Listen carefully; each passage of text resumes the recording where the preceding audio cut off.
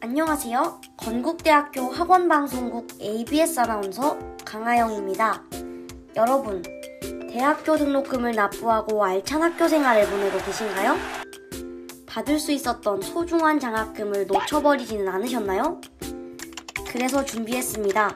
건국대학교 이모저모의 장학제도 편. 건국대학교의 장학금은 무엇이 있는지, 수혜 조건은 어떻게 되는지 소개해드리겠습니다. 여기서 잠깐 초과수혜가 뭔지 짚고 넘어가 보겠습니다. 등록금이 300만원인 경우 초과수혜가 가능한 A장학금이 있습니다. 이때 A장학금을 받을 경우 우리가 학교에 납부한 장학금과 무관하게 A장학금을 받을 수 있습니다. 그러나 초과수혜가 불가능한 B장학금인 경우 납부한 300만원 이내의 장학금만을 받을 수 있습니다. 300만원을 넘을 경우 초과장학금은 반환해야 할 수 있으니 자세히 알아보고 신청해야 합니다. 교내장학금은 신입생 장학, 우수장학, 저소득층 장학, 근로장학, 봉사장학, 건국가족장학, 교내 일반장학으로 크게 7가지로 나눌 수 있습니다. 대표적인 장학금 위주로 알아보겠습니다. 모든 장학금의 수학점 기준은 직전 학기 12학점 이상인 점 숙지해주세요. 그럼 신입생 장학부터 함께 알아볼까요? 우수한 성적으로 입학한 분들이 받을 수 있는 장학금입니다. KU 글로벌 리더 장학 1급, 2급, 상어 장학, 예술 디자인 우수 장학, 프라임 장학, KU 사랑 장학, 우수 입학 장학이 신입생 장학에 해당됩니다. 여기서 주의해야 할 부분은 입학금과 수업료 장학금은 초과수혜가 불가능하다는 점입니다.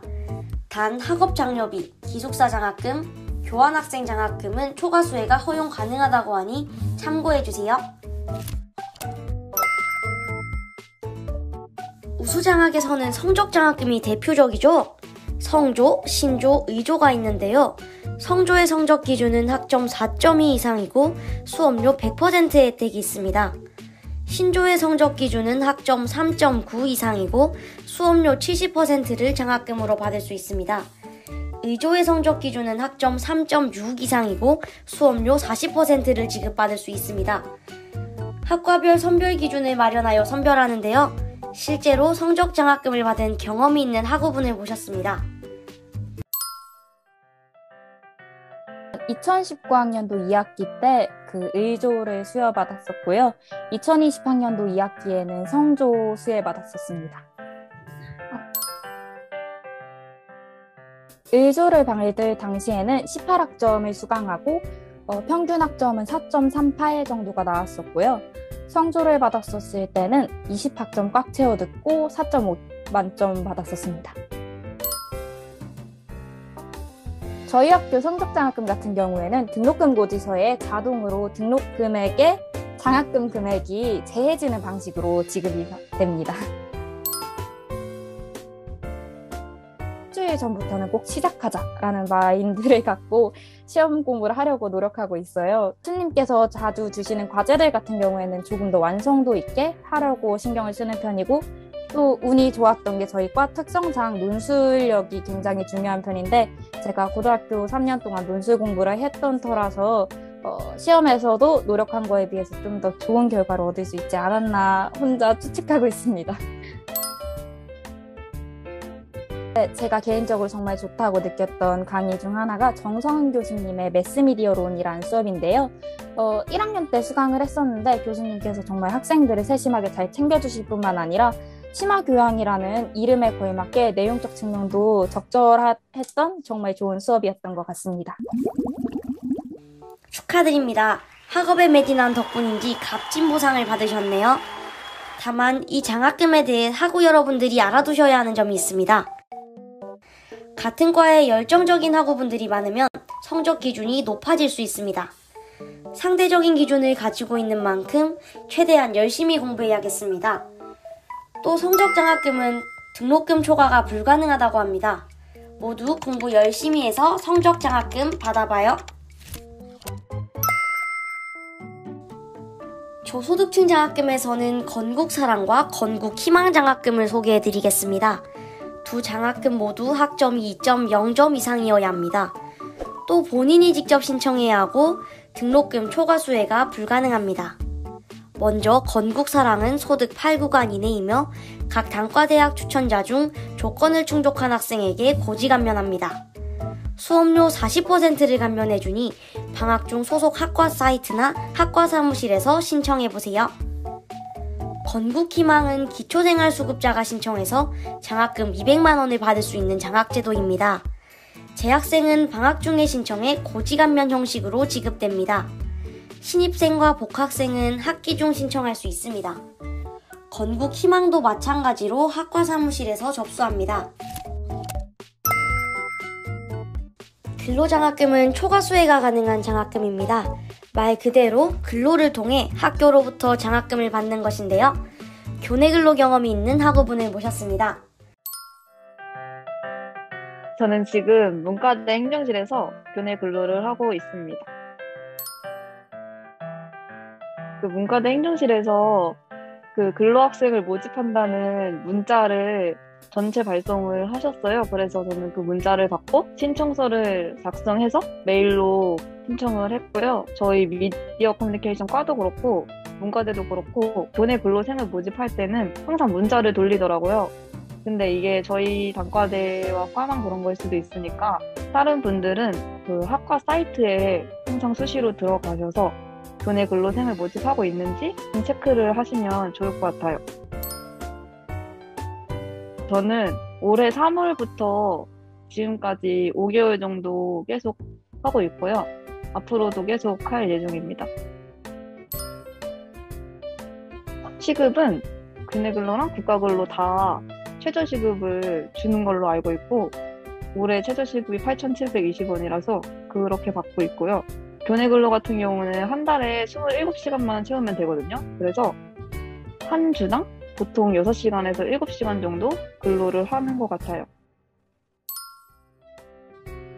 저는 청소하기, 교수님들 우편물 수령하기, 그리고 이외에는 뭐 조교님이나 실장님이 부탁하시는 짜잘한 업무들을 맡고 있는데 아주 간단하고 누구나 할 수 있는 쉬운 일을 맡고 있습니다. 학교에서 업무를 보며 유익한 시간 보내셨으리라고 생각합니다.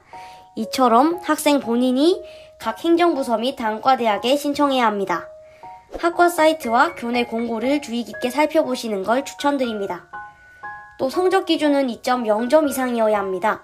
월 27시간 근무로 정해져 있으며 당해년도 최저시급으로 계산되어 매월 지급되는 것이 특징입니다. 학교에서 아르바이트 한다고 생각하니 정말 좋은데요? 건국대학교에는 봉사활동을 장려하기 위한 봉사장학이 마련되어 있습니다. 등록금 초과 수혜가 허용되는 장학금인데요. 여기에 해외봉사도 권장하고자 해외봉사 장학금도 있습니다. 알고 계셨나요? 성신이 해외봉사단, 파스 해외봉사단 등 국외 봉사활동에 참가하는 학생들이 받을 수 있습니다. 학생 본인이 상어교양대학 행정실에 신청해야 하니 해외봉사를 하게 되면 잊지 말고 신청하세요. 다만 코로나 사태가 진정되어야 안심하고 해외봉사를 할 수 있겠네요. 이럴 때일수록 우리 모두 마스크를 잘 착용하고 방역 지침을 준수해요. 여기 건국인들을 위한 장학금이 있습니다. 바로 건국 가족장학금입니다. 학점은 2.0점 이상인 학생 본인이 장학복지팀에 신청해야 합니다. 1인당 50만원을 받을 수 있고 등록금성 장학으로 초과 수혜가 불가능합니다. 어떠한 경우 건국가족 장학금을 신청할 수 있는지는 아래 자막을 참고해주세요.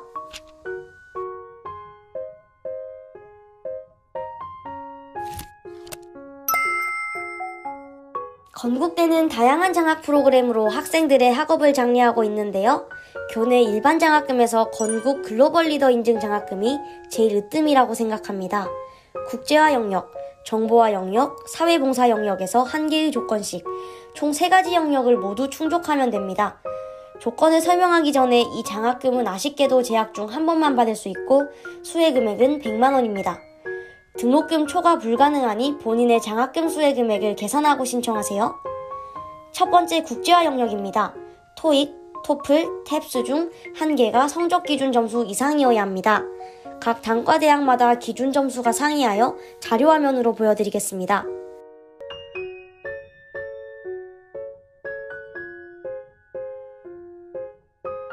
두 번째, 정보화 영역입니다.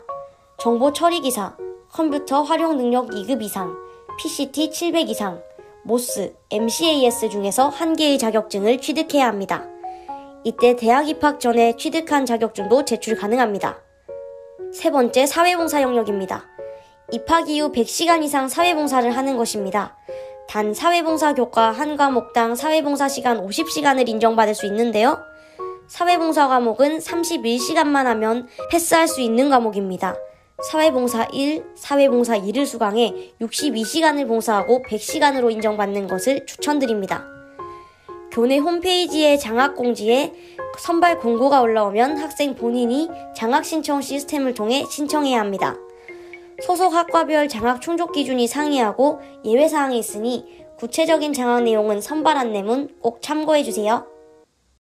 교내외 장학금 관련하여 더 자세한 문의사항이 있다면 건국대학교 장학복지팀으로 방문하거나 문의해주세요. 교내 7가지 장학금 중에서도 몇 가지만 살펴보았는데도 이렇게 많은 종류가 있었네요. 건국대학교가 학우 여러분의 안정적인 생활과 공부를 위해 지원해주는 게 아닐까요? 교내 홈페이지에서 장학공지를 눈여겨봐주세요. 알찬 장학금이 여러분을 기다리고 있습니다.